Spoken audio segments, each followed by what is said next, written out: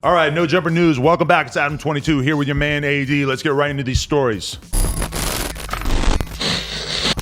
All right, guys, we got a whole bunch of crazy stuff we got to talk about today. First off, we got 42 Dugg. He was arrested just the other day. We also got to talk about the Jake Paul situation. He might have got caught up with a whole bunch of glizzies. And then, of course, on a more serious note, we have to talk about the unfortunate passing of FBG Duck. So first story, 42 Dugg was taken into custody after allegedly fleeing from the police, escaping 2 months ago in Oakland County, Michigan. All right, so this first story comes by way of TMZ. They're saying that Oakland County Chief Assistant Prosecutor Paul Walton is saying that cops tried to pull over a 2020 Chevy Tahoe 2 months ago for running a stop sign, and that then the car pulled over and took off when the cops approached the vehicle. After running the plates, cops learned that the car was a rental under a local promoter's name. Further investigation and review of surveillance footage has revealed that 42 Dugg was the driver. Well, just yesterday, it seems that 42 Dugg was then arrested and booked for fleeing a police officer, a third-degree felony. 42 Dugg later posted a $20,000 bond and was ordered to wear a GPS ankle monitor as part of his conditional release. If convicted, Dugg faces up to 5 years in prison, a $1,000 fine, and suspension of his license for a year. So first things, 42 Dugg.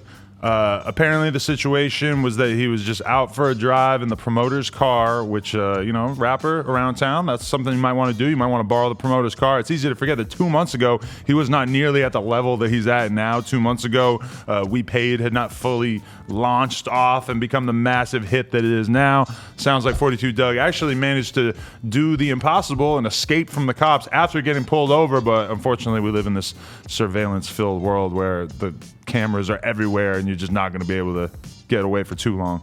I think he's innocent. I think he's in. Oh yeah, I want to say that too. I think he's probably innocent. There's probably a case of fake false identity, right?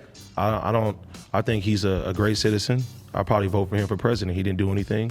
Prayers go out to that man. I wonder if the cops, when they locked him up, if they tried to put a cup on that ass. Why do you do this every time? Oh my God. No, but for real, 42 Dugg, you understand the logic that he was going with there. It's like he's at this point in his career where if he can get away, I mean, he used these last 2 months about as good as he could because his career is blowing up right now. So I guess probably, even though he's probably going to get in more trouble if he actually did take off after he got pulled over, I'm thinking that this is probably still worth it from his perspective. So it's a tactical solution. Like I remember when the G-Unit wave was going on and Tony Yayo was on tour with him the whole time and he was on the run the whole time too. But those months that he had available there when G-Unit was really first popping off were so valuable to him that for him it was worth it to be on the run, right? Tony Yayo was innocent as well. Tony Yayo also innocent, yeah. The police, they always try to get us, man. Crazy. Ain't that the truth? All right, next story. The FBI raided YouTuber Jake Paul's home in Calabasas on Wednesday morning. TMZ broke the news and came through with the footage showing armed federal officers wearing tactical gear riding armored trucks through his neighborhood. According to reports, the raid is somehow linked with an ongoing investigation. The FBI says that they are investigating allegations of criminal acts surrounding the incident at Scottsdale's Fashion Square in May 2020. The warrant affidavit is sealed closed, so specific details of the investigation still remain unknown. Earlier this year, Jake was arrested and charged with criminal trespass and unlawful assembly after being spotted with a group of looters at Scottsdale's Fashion Square in Arizona in the aftermath of the death of George Floyd. We still don't know what the authorities were looking for, but the FBI seized a whole bunch of guns from his home. A second raid took place in Las Vegas at the famous graffiti mansion owned by Jake's friend Armani Azadi. According to law enforcement, the two house raids are connected, though Jake and Armani both were not arrested. Jake's attorney told Variety, "We understand that a search warrant was executed at Jake's Calabasas home this morning while Jake was out of state. We're still gathering information and we will cooperate with the investigation." So we got a lot of different information going around about this Jake Paul thing. Anybody who watched Drama Alert yesterday, shout out to our man DJ Keemstar. He was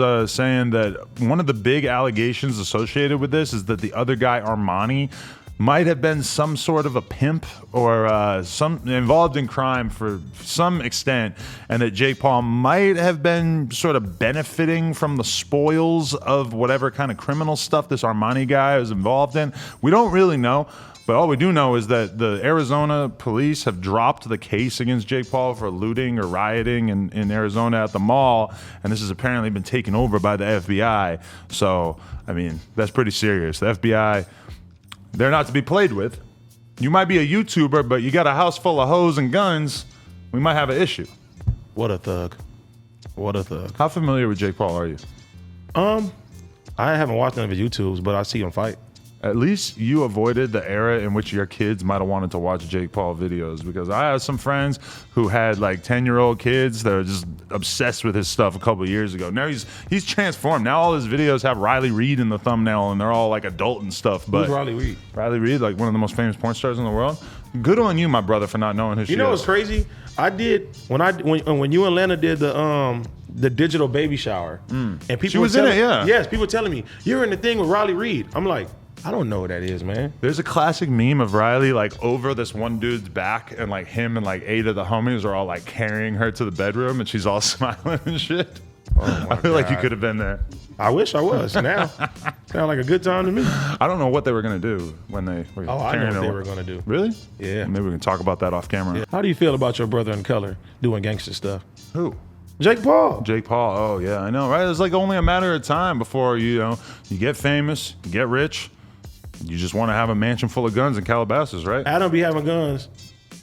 They don't work. They're all broken. They prop guns though. We got them at a yard sale. His kendavas are weapons. Oh yeah, those can. Oh man, imagine I made a kendama that could shoot. We sharpen them up. Oh yeah. That's what I always think about is if I got locked up, then my kendama's like, they're not gonna let me have it because you're gonna be able to carve it into something. And but you can tie it around somebody's neck. well, if I got put in prison and I got to bring my kendama, I mean, you could give me a year or two. I wouldn't really mind. I could use that time. You gonna bulk up? No, I'm just gonna kendama out. Next story. Chicago drill rapper FBG Duck was shot and killed in downtown Chicago near East Oak Street, one of Chicago's most exclusive shopping areas. Duck and 2 friends were shopping when 2 cars drove up and 4 gunmen got out and started shooting, according to Chicago police. FBG Duck was rushed to Northwestern Memorial Hospital where he was pronounced dead. Police say he suffered gunshot wounds to the chest, groin, and neck. Chicago chief confirmed to the media that 1 person died in the shooting and 2 others were injured, describing details of the shooting. Footage from local onlookers began circulating on social media as the news spread. Dex posted to his Instagram story and shared how recent deaths are affecting him when he's already under some pressure. Motherfucker, like, man, bro, leave me alone. Right now, I'm going through a lot of shit. It's a lot of pressure been on me. It's a lot of shit, bro. Like, every time I look up, somebody fucking dying from where I'm from or for where I'm at. You know what I'm saying? It's like, I can't win for losing. Got my kids out here. I thought everything was gonna be gone. Two days later, I get a call, Dugg gone. I don't want to hear this, man. I don't want to keep living through this shit, bro. Like, I don't want to keep. I want to live for kids, bro. Like, I'm gonna keep doing music and putting out the best music I can for my kids and for my family, for my fans and. Man. Dugg was a member of Chicago's Flyboy gang and had continued releasing music for almost 10 years. A few of his projects include Look At Me, released in 2014, and a 2-project-long series titled How I'm Coming in 2016 and 2017. In 2018, he dropped Look At Me Too. And of course, Slide. We got to talk about that. Slide, one of the greatest gangster rap songs of all time, FBG Duck, Slide. Let's just throw that out there. That will forever be the anthem for his life. All right, and so now we, of course, have to cover the unfortunate passing of FBG Duck, one of my favorite Chicago rappers.